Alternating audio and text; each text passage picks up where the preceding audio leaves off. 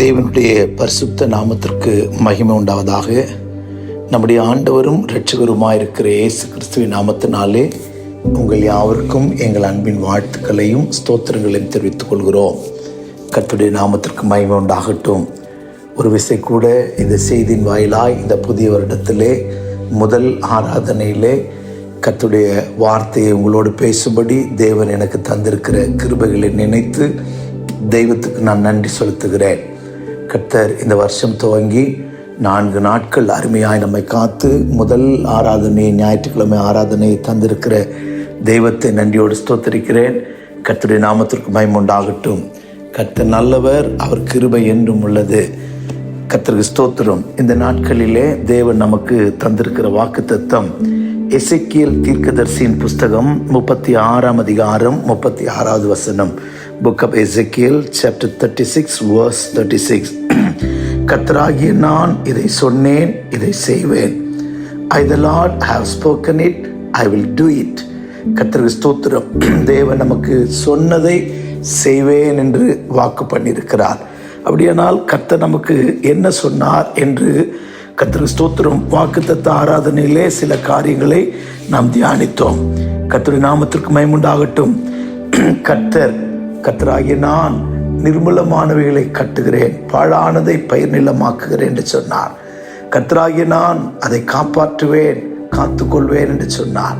கர்த்தராகிய நான் கைவிடாதிருப்பேன் என்று சொன்னார். கர்த்தராகிய நான் வலது கையை பிடித்து கரம் பிடித்து நடத்துவேன், சகாயம் பண்ணுவேன் என்று சொன்னார். கர்த்தராகிய நான் தேவனாயிருப்பேன் என்று அவர் சொல்லியிருக்கிறார். கர்த்தருக்கு ஸ்தோத்திரம். வாக்குத்தத்த ஆராதனையிலே அதிகமான வார்த்தைகளை தியானிக்க முடியாததினாலே தொடர்ந்து நாம் தியானிப்போம். தேவன் வாக்கு மாறுகிற தேவன் அல்ல. அவர் எதை செய்கிறாரோ அதையே சொல்லுவார், எதை சொல்லுகிறாரோ அதையே செய்வார். கர்த்தருக்கு ஸ்தோத்திரம். இந்த வசனத்தை நாம் படிக்கும்போது I the Lord have spoken it, I will do it. I the Lord. நீங்க பதவி பிரமாணம் ஏற்கும்போது பதவி பிரமாணம் செய்து வைக்கிறவர் ஐ என்று சொல்லுவார்.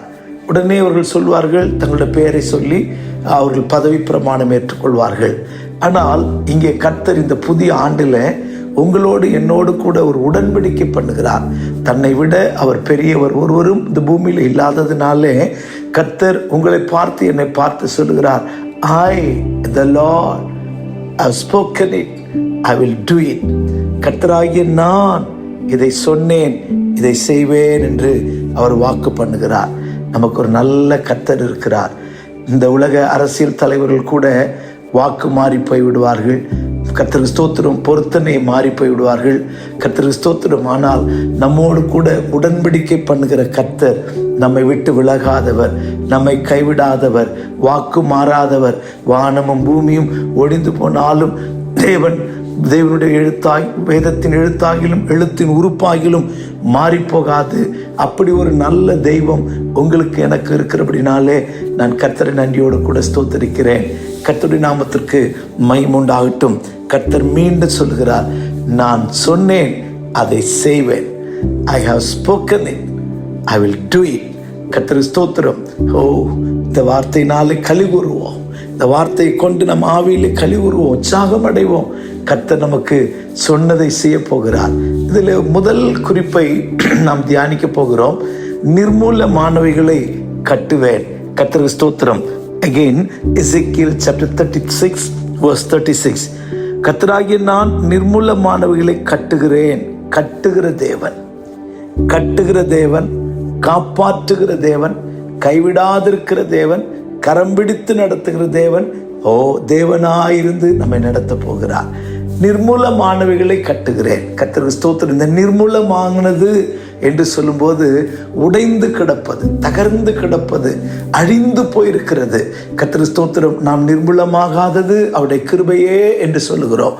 அப்படியானால் மரித்து போயிருக்கிறது, நிர்மூலமாகுதல், டெஸ்ட்ராய், கர்த்தருக்கு ஸ்தோத்திரம், பெரிஷ், கர்த்தருக்கு ஸ்தோத்திரம், அழிந்து போனவைகளை மீண்டுமாய் கட்டுவேன் என்று சொல்லுகிறார். மீண்டுமாய் கட்டுவேன் சொல்லுகிறார். தகர்ந்து கிடக்கிறதை ரீபில்ட், கர்த்தருக்கு ஸ்தோத்திரம், திரும்பவும் நான் எடுப்பித்து நிறுத்துவேன், எடுத்து கட்டுவேன் என்று சொல்லுகிறார். கர்த்தருடைய நாமத்திற்கு மகிமை உண்டாகட்டும்.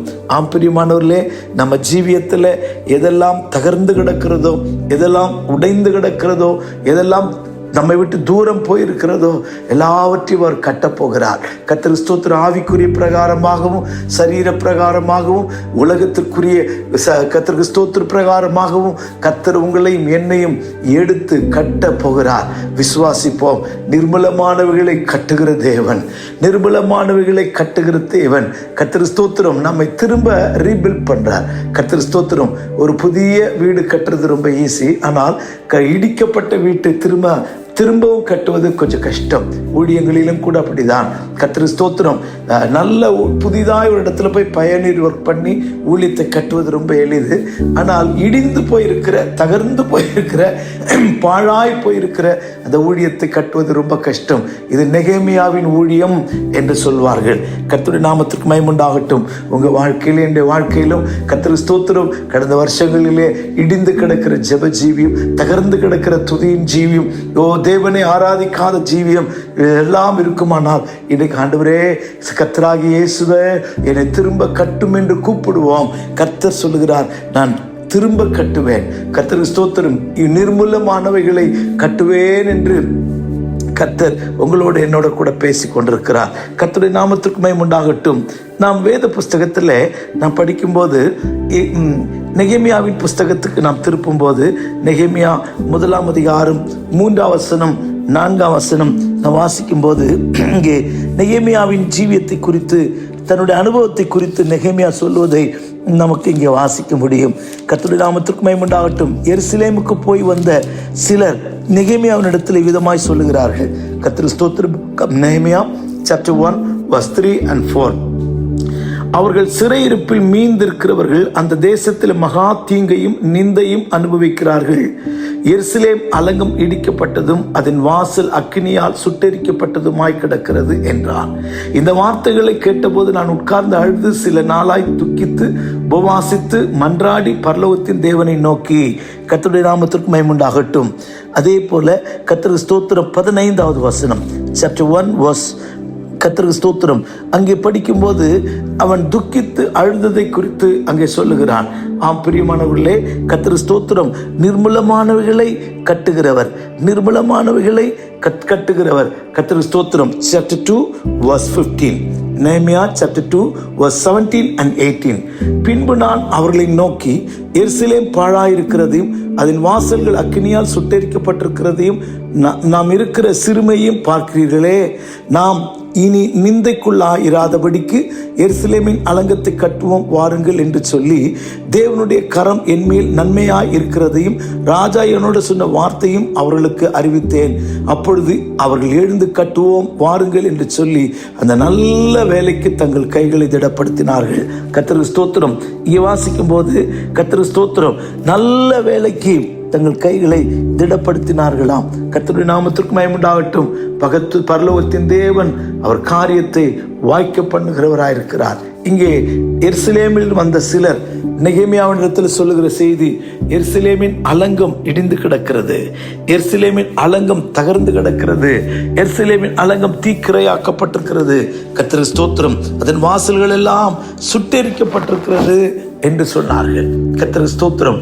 அப்பொழுதுதான் நெகேமியா தேவனை நோக்கி அழுகிறான், உபவாசிக்கிறான், துக்கிக்கிறான்.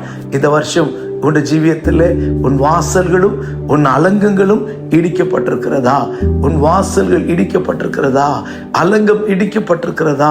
நாம் கர்த்தரிடத்தில் ஒப்பு கொடுப்போம். நெகேமியாவை போல துக்கிப்போம், நெகேமியாவை போல புலம்புவோம், நெகேமியாவை போல அழுவோம். கர்த்தாவே, என்னுடைய வாசல்கள், என்னுடைய துதி, என்னுடைய கர்த்தாவே, என்னுடைய மதில்கள் இடிக்கப்பட்டிருக்கிறதே. கர்த்தருக்கு ஸ்தோத்திரம்.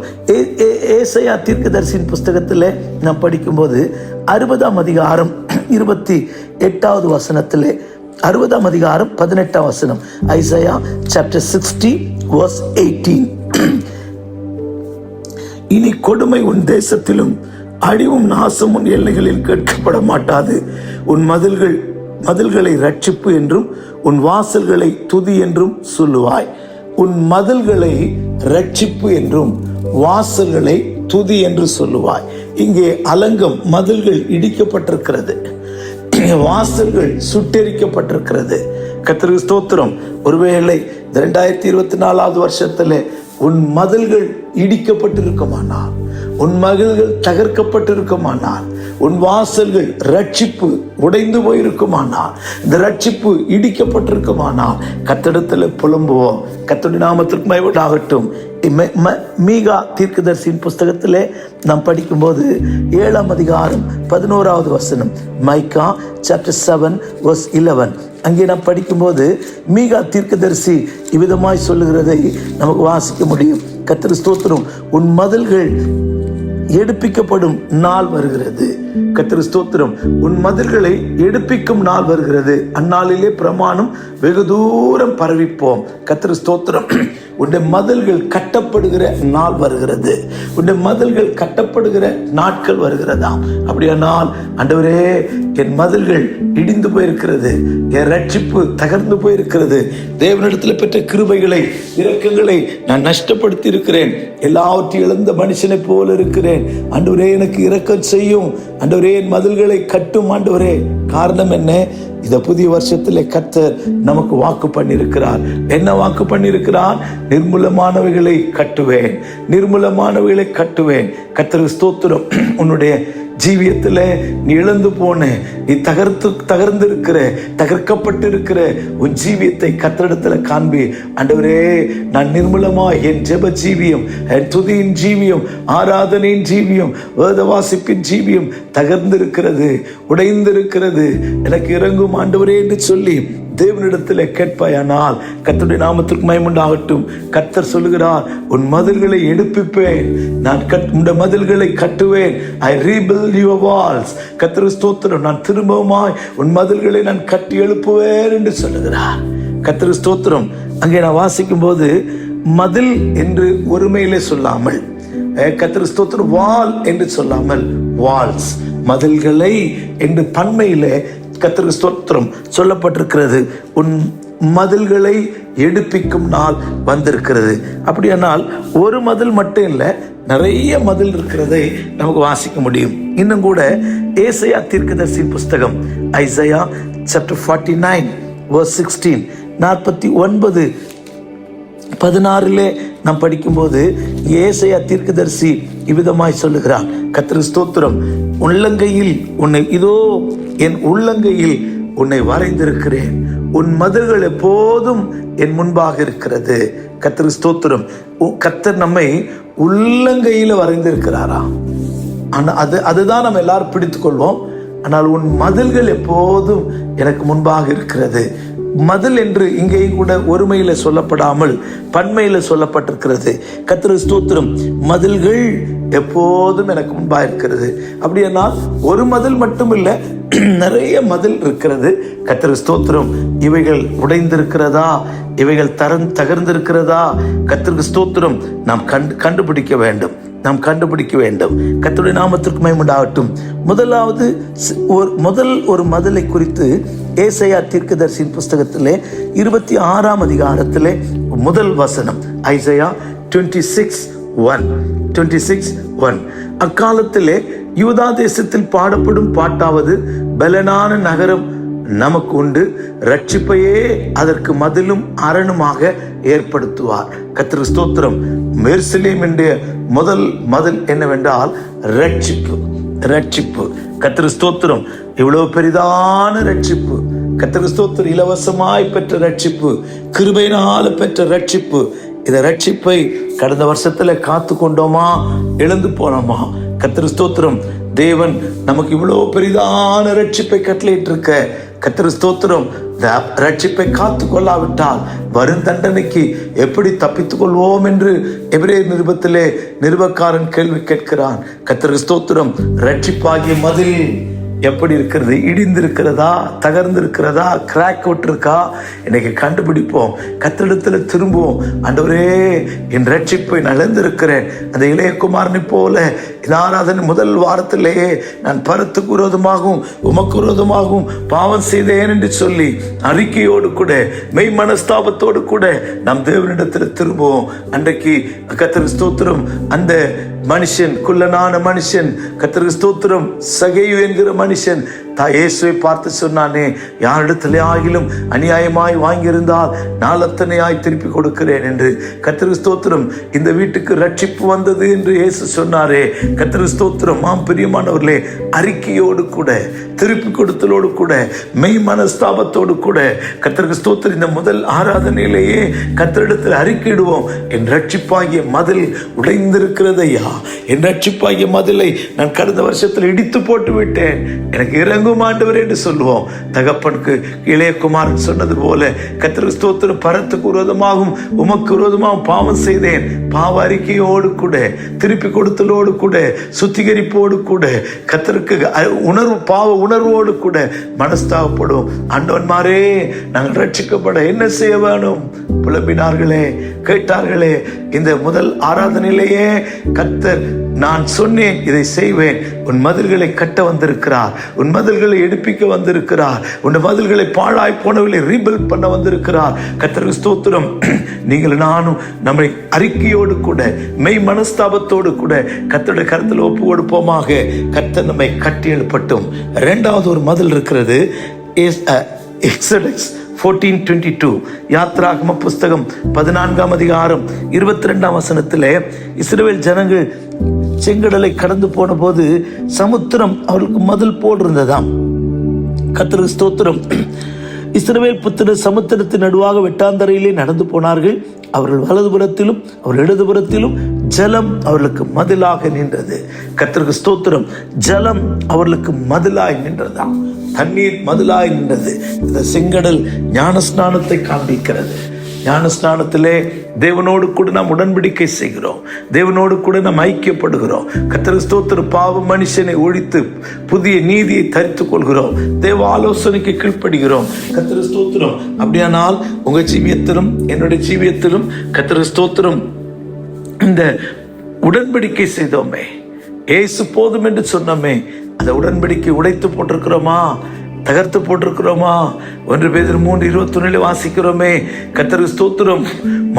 ஞானஸ்நானமானது மாம்ச அழுக்கை நீக்குகிறதாயிராமல் அது தேவனை பற்றி நல்மனசாட்சி உடன்படிக்கை என்று படிக்கிறோமே.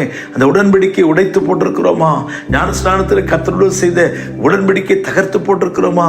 ஒருவேளை தகர்த்திருக்குமானால் உன் மதில்களை எடுப்பிக்கிறவர், நாளாய் போனது நிர்மலமானவர்களை கட்டுகிறவர், உன்னை கட்டும்படியாய் இந்த காலவேளையில் உன்னோடு கூட பேசிக் கொண்டிருக்கிறார். அருமையான தேவ பிள்ளையே, உன்னை ஒப்புக்கொடு. மனஸ்தாபத்தோடு, மெய் மனஸ்தாபத்தோடு ஒப்புக்கொடு.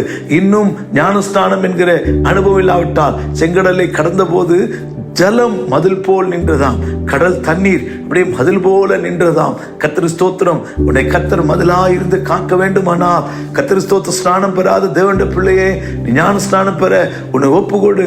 பிதா குமாரன் பரிசுத்தாவி நாமத்தில் உன் பாவங்கள் போக கழுவப்படு. கர்த்தரோடு உடன்படிக்கைக்குள்ளே வா. கர்த்தர் உனக்கு மதிலாயிருப்பார், கர்த்தர் உனக்கு மதிலாயிருப்பார். கர்த்தர் ஸ்தோத்திர ஞான ஸ்நானம் பெற்ற தேவனுடைய பிள்ளையே, இந்த மதிலாகிய உடன்படிக்கை தகர்த்திருப்பாயானால் மெய் மனஸ்தாபத்தோடு கர்த்தரண்டில் திரும்பி வருவாயாக. மூன்றாவது ஒரு மதில் இருக்கிறது. சகரியாவின் புஸ்தகம் 2ஆம் அதிகாரம் 5வது வசனத்திலே, எருசலேமை சுற்றிலும் நான் அக்கினி மதிலாயிருப்பேன், நான் எருசலேமை சுற்றிலும் அக்கினி மதிலாயிருப்பேன் என்று கர்த்தர் சொல்லுகிறார். கர்த்தருடைய நாமத்திற்கு மகிமை உண்டாகட்டும். தேவன் எருசலேமை சுற்றிலும் அக்கினி மதிலாயிருக்கும்படி விரும்புகிறார். நான் அதற்கு சுற்றிலும் அக்கினி மதிலாயிருந்து அது நடுவில் மகிமையாயிருப்பேன் என்று கர்த்தர் சொல்லுகிறார். உன்னை சுற்றிலும் அக்கினி மதில், பரிசுத்தாவின் அபிஷேகம் பெற்ற மதிலாய். கர்த்தருக்கு ஸ்தோத்திரம்.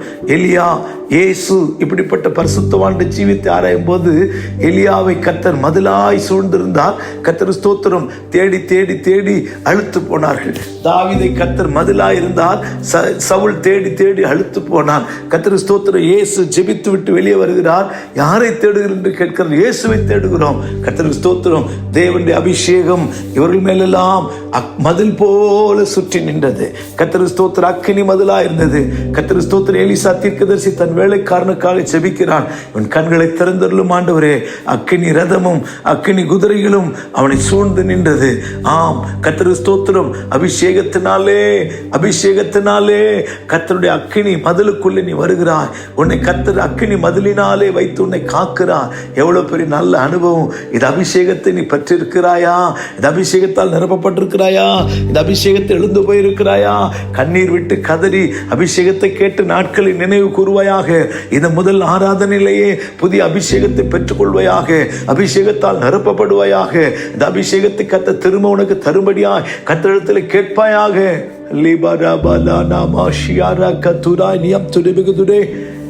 அபிஷேகம் மதில் போல் இருக்கட்டும். அபிஷேகம் உன்னை சுற்றிலும் மதில் போல இருக்கட்டும். அக்கினி அபிஷேகத்தினால கர்த்தர் உன்னை நிறைக்கட்டும். கர்த்தர் உன்னை அபிஷேகத்தால் இடைகட்டி உன்னை கர்த்தர் வேலி அடைக்கும்படியாய் உன்னை ஒப்பு கொடுப்பாயாக. நான்காவதாக இன்னொரு மதில் இருக்கிறது. கர்த்தர் ஸ்தோத்திரம். 1 சாமுவேலின் புஸ்தகத்திலே 25ஆம் அதிகாரத்திலே நான் வாசிக்கும் போது தாவீதும் அவனுடைய வேலைக்காரரும் நாபாலுக்கும் அவனுக்கு உண்டான எல்லாவற்றுக்கும் மதில் போல் இருந்தார்கள் என்று படிக்கிறோம். மதில் போல் இருந்தார்கள் என்று படிக்கிறோம். கர்த்தருக்கு ஸ்தோத்திரம். 16வது வசனத்திலே 1 Samuel chapter 25 verse 16, நாங்கள் ஆடுகளை மேய்த்து அவரிடத்திலிருந்து நாளெல்லாம் அவர்கள் இரவும் பகலும் எங்களை சுற்றிலும் மதிலாயிருந்தார்கள். கர்த்தருக்கு ஸ்தோத்திரம். fellowship with the saints, பரிசுத்தவான்களின் ஜெபம், பரிசுத்தவான்களுடைய பாதுகாப்பு, பரிசுத்தவான்களுடைய அரவணைப்பு நமக்கு மதில் போல மாறும். கர்த்தருக்கு ஸ்தோத்திரம். உங்களுக்கு யாரோடு கூட ஐக்கியம் இருக்கிறது? துருபதேசக்காரரோடு வா. வஞ்சகமான வார்த்தைகளை பேசி உன் ஆத்துமாவை மயக்கிற ஜனத்தோடா? இன்றைக்கு கொடூர காலம். கள்ள உபதேசங்களும் புரட்டு உபதேசங்களும் கல்ட் டாக்டரின்லாம் இன்னைக்கு பூமியில பெருகி கொண்டே இருக்கிறது. பயப்படுவோம். அதை வாங்குவோம், இதை வாங்குவோம், கர்த்தர் அதை தருவார், இதை தருவார் என்று சொல்லி ஜீவியம் இல்லாத ஒரு கூட்டம் இன்றைக்கு பெருகி கொண்டிருக்கிறது. மெய்யான பரிசுத்தவான்களை கண்டுபிடி. அவர்கள் உனக்கு மதில் போல் இருப்பார்கள், மதில் போல் இருப்பார்கள். அப்படிப்பட்ட ஒரு ஜீவன் செய்கிறவர்களோடு கூட உன் ஐக்கியத்தை வைத்துக்கொள், உன் ஐக்கியத்தை காத்துக்கொள். கர்த்தருக்கு ஸ்தோத்திரம். உனக்கு நல்ல மதில் இருக்கிறதா? இல்லாவிட்டால் கர்த்தருக்கு ஸ்தோத்திரம் கீழே விழுந்து தள்ளாடுகிற மதில் போல இருக்கிறோமா? புயலுக்கும் வெயிலுக்கும் காற்றுக்கும் இடிந்து கிடக்கிற மதில் போன்ற ஐக்கியத்துக்குள்ள இருக்கிறோமா? அவன் மேய்ப்பன் சொல்லுகிறான், நாபாலின் வேலைக்காரன் சொல்லுகிறான், அவர்கள் எங்களுக்கு இரவும் பகலும் மதில் போல் இருந்தார்கள். இரவும் பகலும் எங்களுக்கு மதில் போல் இருந்தார்கள். தேவ பிள்ளையே, உடைய ஐக்கியம் எப்படி இருக்கிறது? கர்த்தருடைய ஐக்கியத்தை கட்ட வருகிறார். மெய்யான சத்தியத்தை பேசுகிறேன், மெய்யான உபதேசத்தை சொல்லுகிறேன். மெய்யாய் பேர் பிரஸ்தாபத்துக்காக அல்லாமல், வியாபார நோக்கத்திற்காக அல்லாமல், பணம் சம்பாதிக்கிற நிலவரத்துக்கு அல்லாமல், மெய்யாய் உண்மையாய் இருக்கிற பரிசுத்தவான்கள் பூமியில் இருக்கிறார்கள். உண்மையான சத்தியத்தை பேசுகிறவர்கள் இருக்கிறார்கள். அவரை தேடி கண்டுபிடி. அவருடைய ஐக்கியத்தில் கட்டப்படு. கர்த்தருடைய நாமத்திற்கு மகிமை உண்டாகட்டும். மைதல் எப்படி இருக்கிறது? கர்த்தருக்கு ஸ்தோத்திரம். யோசபாத் நல்ல ராஜா தான். அகசியாவோடு கூட தோழமை கொண்டான். அகசியாவோடு கூட தோழமை கொண்ட அவனுடைய கப்பலை கர்த்தர் முறித்து போட்டார். அவனுடைய செய்கைகளை கர்த்தர் முறித்து போட்டார். கர்த்தருக்கு ஸ்தோத்திரம். உன் தோழமை, உன் ஐக்கியம், உன் ஃபெல்லோஷிப் யாரோடு இருக்கிறது? பரிசுத்தவான்களுடைய ஐக்கியத்துக்குள்ளே நீ காக்கப்படும்படி பரிசுத்தவான்களை கர்த்தரிடத்தில் கேள். காண்பியும் ஆண்டவரே என்று சொல். கர்த்தருக்கு ஸ்தோத்திரம். பாகாலுக்கு முழங்கால் மடக்காத இன்னும் எத்தனையோ ஒரு கூட்டம், ஒரு சிறு கூட்டம் மறைந்திருக்கிறார்கள். அவருடைய ஐக்கியத்திலே நீ காணப்படுவாயாக. கடைசியாக ஏசாயா 62ஆம் அதிகாரம் 6ஆம் வசனத்தில் படிக்கும்போது, எருசலேமே பகல் முழுவதும் ராம் முழுவதும் மௌனமாயிராத ஜாமக்காரரை உனக்கு கட்டளையிடுகிறேன், உன் மதில் மேலே ஜாமக்காரரை கட்டளையிடுகிறேன் என்று கர்த்தர் சொல்லுகிறார். கர்த்தர் ஸ்தோத்திரம். ஐசையா 62:7, எருசலேமே உன் மதில்களின் மேல் ராம் முழுவதும் பகல் முழுவதும் ஒரு காலம் மௌனமாயிராத ஜாமக்காரரை கட்டளையிடுகிறேன். அப்படியானால் ஜெப ஜீவியத்தை அது காண்பிக்கிறது.